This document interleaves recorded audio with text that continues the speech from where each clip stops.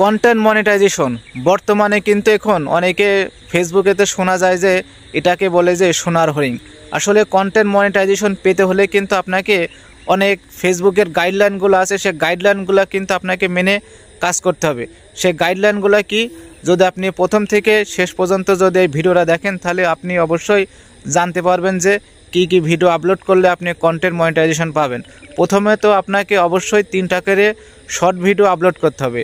Short video বলতে কি, সেটা রিলস ভিডিও অবশ্যই যেন আপনার ভিডিওটা যেন 4 সেকেন্ড থেকে 10 সেকেন্ডের ভেতরে থাকে। আসলে এই ধরনের ভিডিওগুলো কিন্তু ফেসবুকে গড়ায় বেশি, ভিউ আসে কিন্তু বেশি।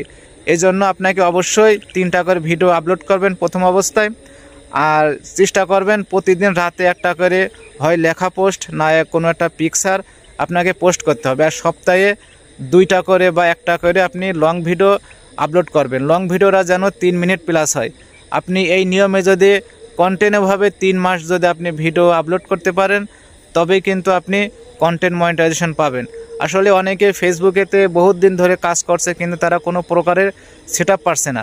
কেন পাচ্ছে না জানেন? তাদের যে ফেসবুকে যে একটা রুলস আছে, সেই রুলস মেনে কিন্তু তারা কাজ করছে না। এখন বর্তমানে কিন্তু আগের মতন আর ফেসবুক নাই যে আপনাকে একটা করে সেটআপ দেবে।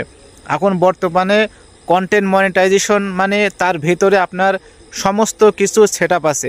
শর্ট ভিডিও আছে, আপনার লং ভিডিও আছে, আপনার যে বোনাস সেটআপটা আছে, সব সেটআপ কিন্তু এখন বর্তমানে কন্টেন্ট মনিটাইজেশনের ভেতরে কিন্তু আছে। এজন্য আপনি যদি শুধু শর্ট ভিডিও আপলোড করেন, আপনি যদি শুধু খালি ফটো আপলোড করেন, আপনি যদি শুধু খালি লং ভিডিও আপলোড করেন, তাহলে তো আপনাকে কন্টেন্ট মনিটাইজেশন দেবে না। কারণ কন্টেন্ট মনিটাইজেশনের ভেতরে আপনাকে সব ধরনের মনিটাইজেশন তারা দিয়ে দিয়েছে, যার কারণে আপনাকে কিন্তু সব কিছু মিলিয়ে আপনাকে পোস্ট করতে হবে, তবে কিন্তু আপনি কন্টেন্ট মনিটাইজেশন পাবেন। এটা কিন্তু অনেকে জানে না।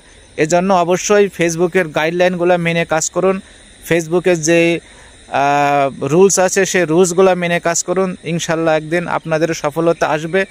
আর অবশ্যই আপনারা চেষ্টা করবেন নিজস্ব কন্টেন্ট তৈরি করার জন্য। আসলে যারা রিয়াকশন ভিডিও করে, যারা ডুয়েট ভিডিও করে, আসলে তারা করছে অনেকে না জেনে করছে, অনেকে আবার মনিটাইজেশন পাওয়ার পরে করছে।